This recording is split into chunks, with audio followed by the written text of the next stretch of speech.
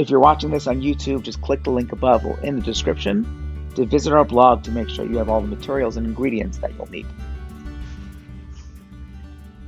Hey everybody, today we're going to try and make an entire Shabbos in an hour.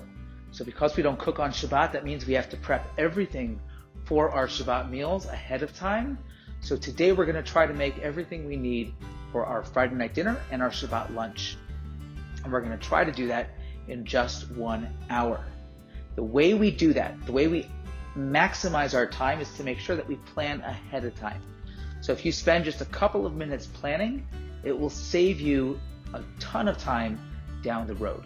So the number one thing we need to do is make sure we have everything we need in front of us. So I have my cutting board, I have my knives, I have my roasting pans and some foil pans. I have all of my raw ingredients. Behind me on my stove, I have my large pot for soup, I have my small pot for my couscous, I have my frying pan to saute onions. I have everything that I need right in arm's reach, so I'm not spending all of my time walking around the kitchen trying to find the things that I need. Number two, we have to make sure that we are planning and utilizing our oven space properly. So that means that the things that need to go in at the same temperature are going in the oven at the same time. If something needs a longer amount of time in the oven, then that's going to go in first. And then things that need a less amount of time will go in afterwards. It seems very logical, but if we don't do that, what we end up happening is that we are prepping stuff, putting them in the oven, and then just twiddling our thumbs, waiting for the oven space, waiting for the next thing to happen. If we utilize our time, we're not sitting around waiting. We'll be working for a full hour, but when we're done, we're going to be done. So let's get started. First thing we're going to do is we're going to preheat our oven to 400. So just right there. While that's heating up, we're going to turn on our flame to high just to get this frying pan nice and hot. We're going to pour a little bit of oil in there. So while our oil is heating up, we are going to take our onion and we're going to just cut off the top and the bottom. And for these, because we're going to be cutting them in half, we're going to just slice that in half. And then once you slice that in half, you can just peel off the outer peel. And then we're going to just slice these along this way in, just rock the knife back and forth, and we're going to slice them in half moons. If you happen to be making a cooking show and you have magic, you can just go like that. And they'll all slice by themselves. Wouldn't it be cool if that happened in real life? Once we have all of our onions and they're all ready to go, we're going to just put them right there inside of the pan.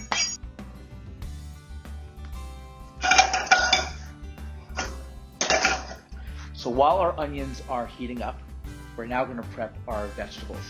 And the great thing about these Trader Joe bags is that they come completely ready to go. So they're washed, they're cut. We're going to do the butternut squash and the carrots on one tray, and then we're going to do the zucchini and the mushrooms on a separate tray. So I like to use the biggest tray I have for the carrots and the butternut squash because we want them to be in as thin of a layer as possible. And literally all we have to do is open them up. So we're going to open up our butternut squash. We're going to just put it right down on the tray.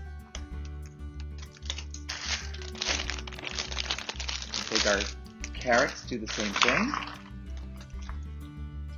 Just lay them down flat on the tray. I'm making a lot, so I'm doubling or tripling most of the things we do, but if you're just doing one, just lay them in as thin of a layer as you can. In just a minute, we're going to drizzle with oil and season. But before we do, let's get our other pans set up. So now we're going to do another pan with the mushrooms and the zucchini. So just put the mushrooms and the zucchini in there. I like to remove the stems. You can leave them on if you'd like. Just remove the stems and put those on the tray. And the zucchini, you could just open up the package, stick them on. Really that simple. Again, try to keep it,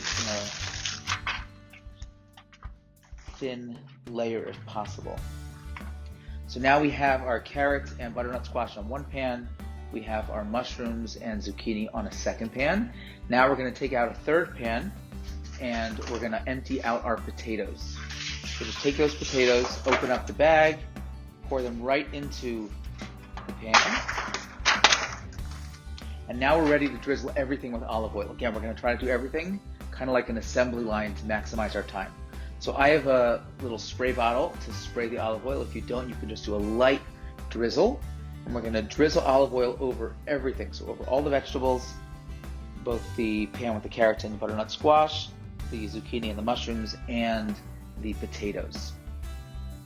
And now we're going to take the Italian dressing packet. We're going to sprinkle that over the potatoes. Just open that up, sprinkle it over the potatoes, give it a nice little shake. You can even take a gloved hand and just mix those up with your hand. And now set those aside for a second. We're going to pop all these in the oven at the same time. Next thing we're going to do is we're going to take salt and pepper. And we're going to put salt and pepper over the other two pans. The potatoes are good. They're done. They don't need anything because the Italian seasoning has everything we need. We're going to start with some pepper over both pans. And then some salt. You can either use kosher salt or I like the Trader Joe's Himalayan pink salt. Either way, you want a nice coarse salt. And that's good to go.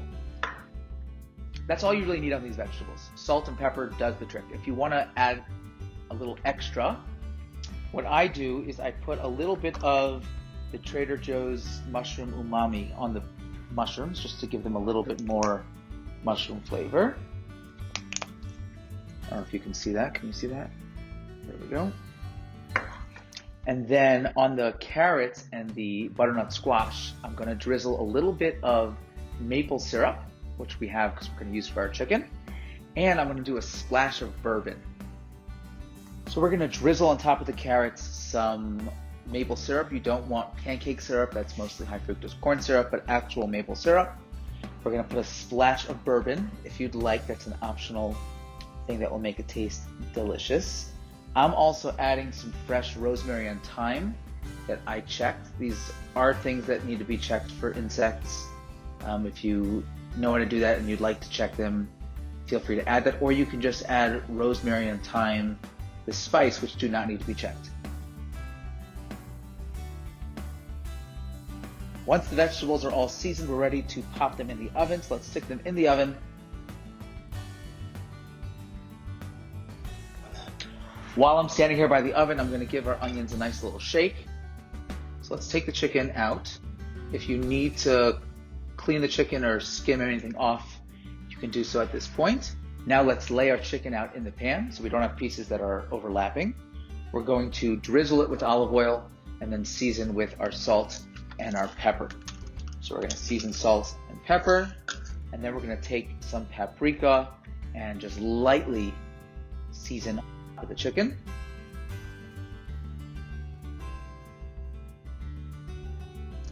And now we're going to stick that chicken into our oven at 400.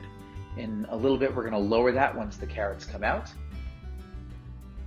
So while everything's in the oven and the onions are finishing up, we're going to begin our salami, which we're going to use for Shabbat lunch for our charcuterie board. So just open up the salami, and essentially what we're doing over here is we're going to be making a Hasselback salami. So we're going to be cutting it into little slices, but keeping them all attached to the base. So the way we do that is you can either use two plastic knives or chopsticks. And you basically put one at each side of the salami. That way when you're slicing it, you don't slice all the way through. You can give it a little slice just like that to get the paper off. That usually works. And then it will peel right off. And I'm not going to slice my entire salami because we're going to use some plain for our charcuterie board. So just get those knives there so that they catch the knife before it hits the board. And then just slice it into thin slices just like that. Once again, you can use some magic. so once the salami is cut, now it's time to make our sauce that we're going to put over the salami. And this is where it gets really delicious. So take out a bowl and a whisk or a fork, and we're going to begin making our sauce. So you can take that salami and just put it into a pan. Once it's in the pan, you are ready to make the sauce. Now for the sauce, you don't need to worry about measurements. You don't need to be measuring things exactly. We're going to kind of estimate. For my sauce, I put in some duck sauce, some Grey Poupon, or some coarse ground mustard, ketchup, brown sugar, and of course, a little bit of bourbon. If you don't want to put the bourbon in, or you don't have bourbon, you can leave that out. Let's begin by just pouring in some duck sauce. Again, I'm not really measuring this out, but let's put in about 2 cups. If you're using one of these jars, it's about a half a jar. Now we're going to do the ketchup, probably about 3/4 of a cup. And then the mustard, I'm going to just take a spoon and do a nice heaping spoonful, and then maybe one more. So that, let's call it 2.5 teaspoons. Now let's take out our brown sugar. Let's open up the package. We're going to just pour that brown sugar in. Just a little bit on top. And last but certainly not least, our bourbon. And for this, I'm going to do a little bit more than we did with the carrots, probably a shot or so, like a 2-ounce shot worth. Once we have all our ingredients in our bowl, we're going to just whisk it up, pour over the salami,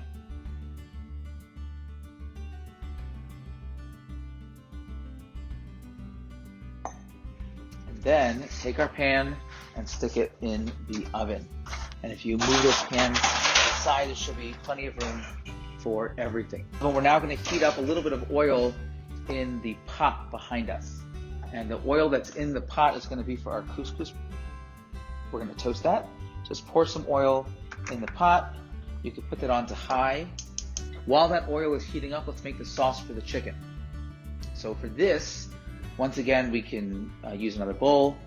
Honestly, you can really just use that same bowl you just used, because a lot of the ingredients will be somewhat similar, and it's not going to make that much of a difference if you don't want to clean another bowl. I'm going to be doubling everything because I'm making a lot of chicken, but I'll give you the recipe for just one recipe. So we're going to start off with some maple syrup. We need about 1/2 cup. And then we're going to do 1/3 cup of balsamic vinegar and 2 tablespoons of soy sauce. And we're going to just whisk that all together.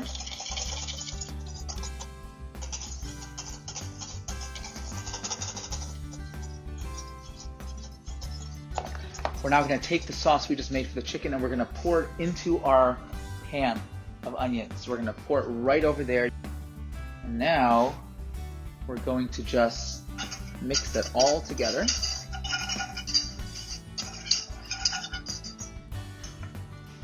So now we're going to take the chicken out.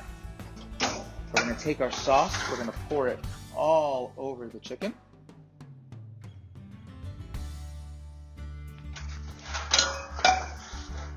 We're going to lower our oven down to 350. If you like to have the chicken be more moist, you can cover it at this point. I like to keep it uncovered so that it gets a nice glazy, crispy top, but it's totally up to you. We're going to now take the chicken, put it back in the oven. It's okay that it's not at 350 yet. It will lower as it's cooking. That's fine. So now that our chicken's in the oven, our oil should be heated up. Now we're going to make our couscous. So we're going to take an entire container and we're going to use 4 cups of either water or chicken broth. I strongly recommend using some sort of chicken broth. I take my soup after Shabbat every week, and I make sure it's completely strained, and the leftovers go in the freezer, and then I can use them to make rice, I can use them to make other soups, I can use them for so many other recipes. So if you have chicken broth, let's pull that out. We want 4 cups of it. If you don't, you can either use water or you can take one of those powdered chicken broths, like an Osum chicken consomme or something like that, constitute it into 4 cups of water, and then we're going to pour those into the pot. We're going to start by toasting the couscous. So we're going to just empty the entire container into our pot. And before we add our liquid, we're going to just give that a little stir. Take a spoon. We're just going to stir that around. Now, I like to add in sauteed onions and mushrooms. If you have that done already, feel free to do that. You can also add the mushrooms and onions afterwards, or you can leave it plain. So I'm going to add my onions and mushrooms, which I've already sauteed. And you can do that actually several days in advance, or you can even freeze sauteed mushrooms and onions and then add that in to your couscous. I generally like to do a large batch and then put it in the freezer, and then whenever I need it, I can pull some out and put them into my pot. Now that it's nice and toasted, we're going to take our 4 cups of liquid. Let's measure that out. I'm using my chicken broth. We're going to pour it into the pot. It's going to dance a little bit, and that's fine. Give it one last stir. Now we're going to put our flame on to low, cover our pot, and just let that simmer. It's going to simmer for about 8 to 10 minutes until it's absorbed all of the liquid. So let's take our vegetables out now. We're going to, and especially if you're doing this on a Thursday and you're going to reheat them on Friday, you can have them be a little bit underdone. You want to get those onions nice and caramelized. They should be a nice brown.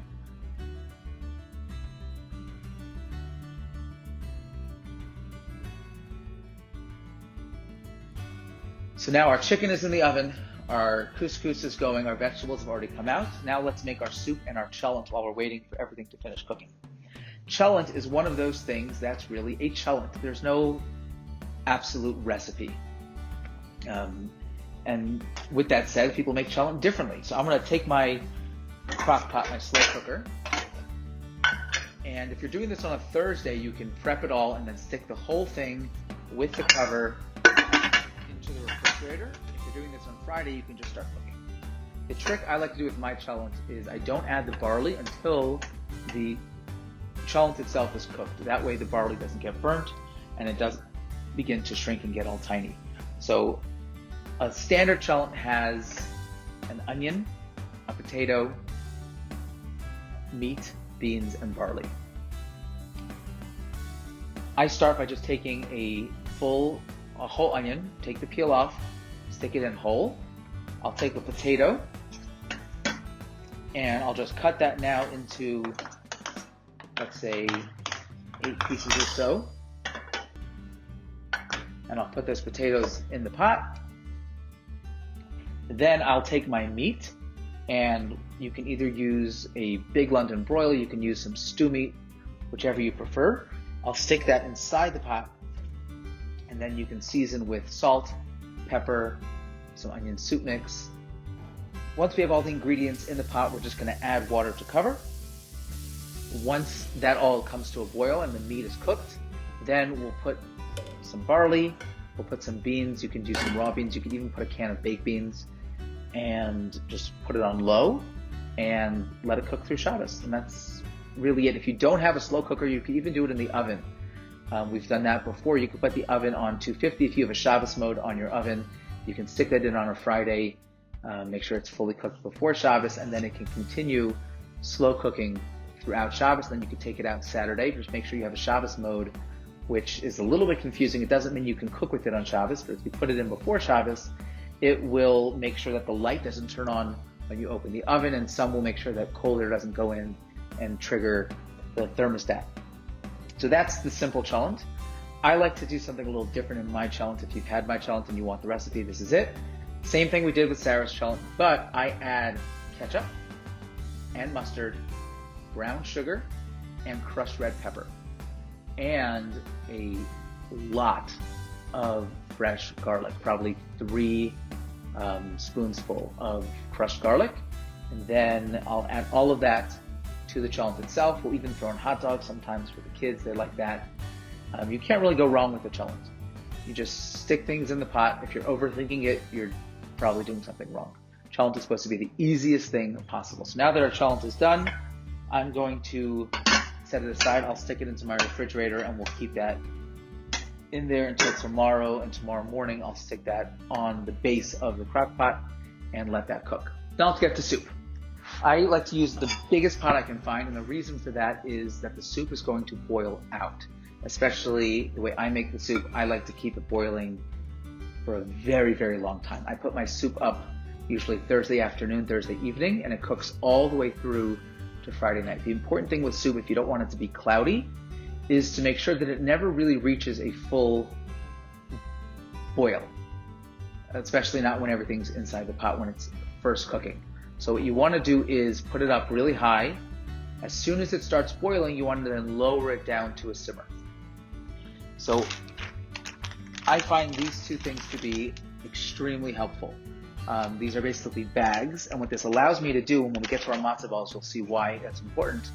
I strain my soup to make sure that when I put the matzo balls in, it's completely clear. So either you can run the soup through a fine mesh strainer and strain it, which can be a little bit difficult and annoying to do.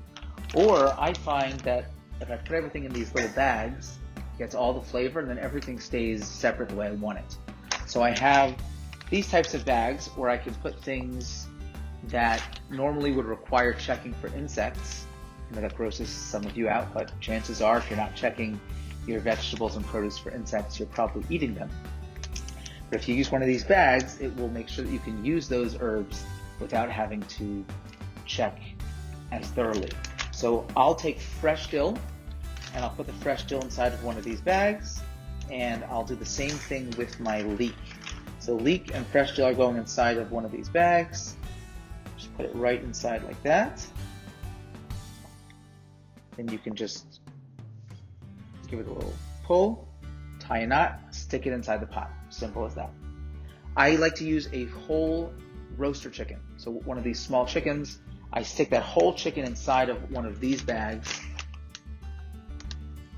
Just open that up, stick the whole chicken inside of the bag. You could just do it like that backwards. Stick that inside the pot. And then any vegetables that I'm planning to actually serve with the soup itself are going to go into a separate one of these bags.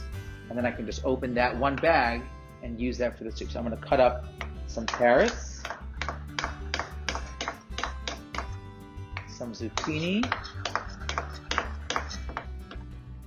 and some parsnip.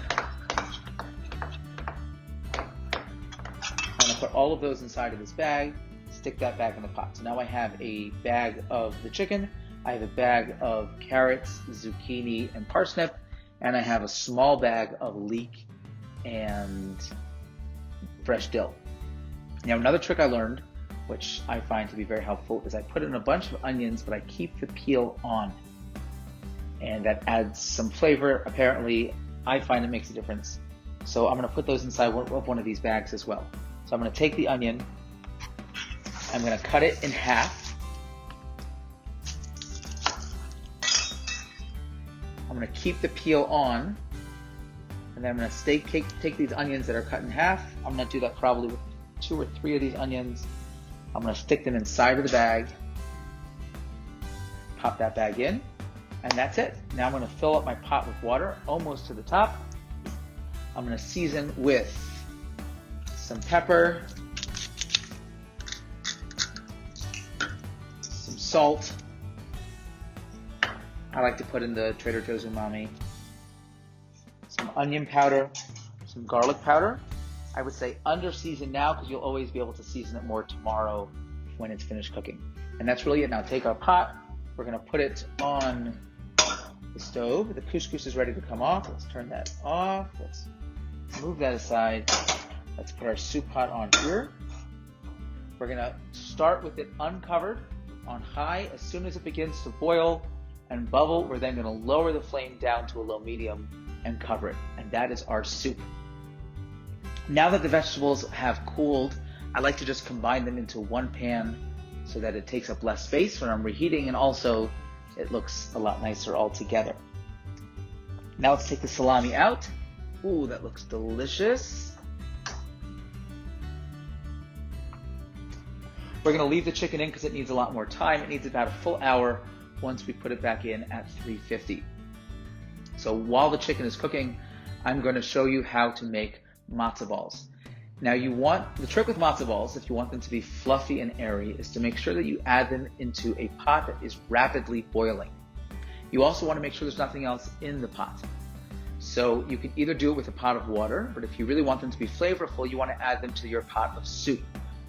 Now, we have all of these bags in our soup, and the soup just started cooking, so we can't do it right now.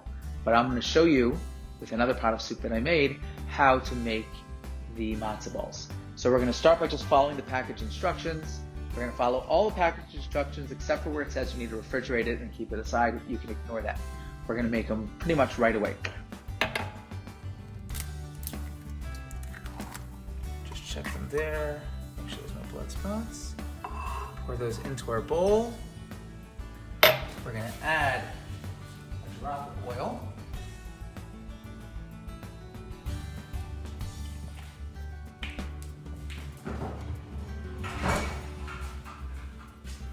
And we start by just mixing the eggs and the oil. And mix that together. While we're mixing, we're going to slowly add in the mix, slowly combining as we go along.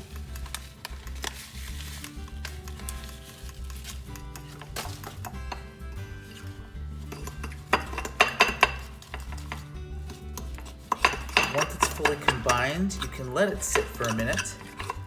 Actually, while it's sitting, let's go flip the chicken. I'm going to show you what we're going to do. We're going to let it sit for just a couple minutes. We don't need to refrigerate it and keep it for an hour or really any more than just a minute or two. We'll let that sit for just a second. Let's go and flip the chicken. We're going to open up the oven and just keep it right there on the door. And all we're going to do is flip each piece so that all the pieces get the sauce evenly and get cooked evenly. If you've covered the chicken, you don't need to do this step, you can skip it. But about halfway through, I like to flip each piece just to make sure it's soaking there in the sauce. Let's close the oven, just like that, and now let's get back to our matzo balls. So one of the tricks I've learned over the years is I pre-scoop my matzo balls. What I'll do is I will take some Pam or some cooking spray, spray the board, or you can do this on a paper plate as well, works just as well. I'll take an ice cream scooper or a spoon and just scoop just like that. Now, it would be nice if I can just plop those right into the soup. I've tried that, don't worry, it does not work. But what it does do is it gives me nice uniform size matzo balls where they're all the same size. And then it also helps me make sure that each one retains its shape. I'll show you why. So we have our matzo balls like that. Then I'll put some gloves on.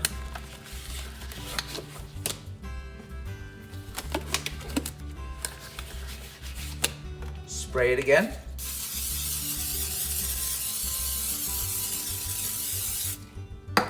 And now I can roll each one. And it will make a nice, perfect matzo ball. And I'll do that as I put each one inside of the pot. You can tell almost instantly how your matzo balls will come out. If you're looking for fluffy matzo balls, they should float to the top. So if you followed my directions, they should be floating on top. If they're sinking, then they'll probably be the denser, thicker ones. Now we're finally ready to take the chicken out of the oven. Let's take that out. Let's see how it looks. Oh, it looks delicious. Let's take the chicken out. Allow it to cool. You want to make sure to leave the chicken in its juices while it's cooling so that it doesn't get dried out.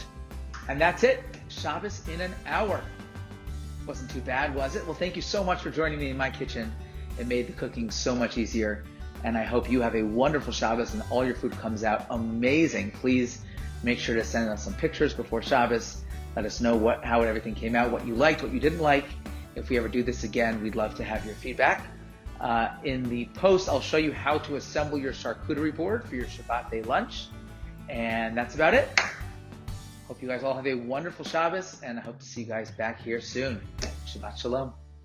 This has been a JIY project of joy. Use the links to find instructions and tutorials on how to make challah and dessert.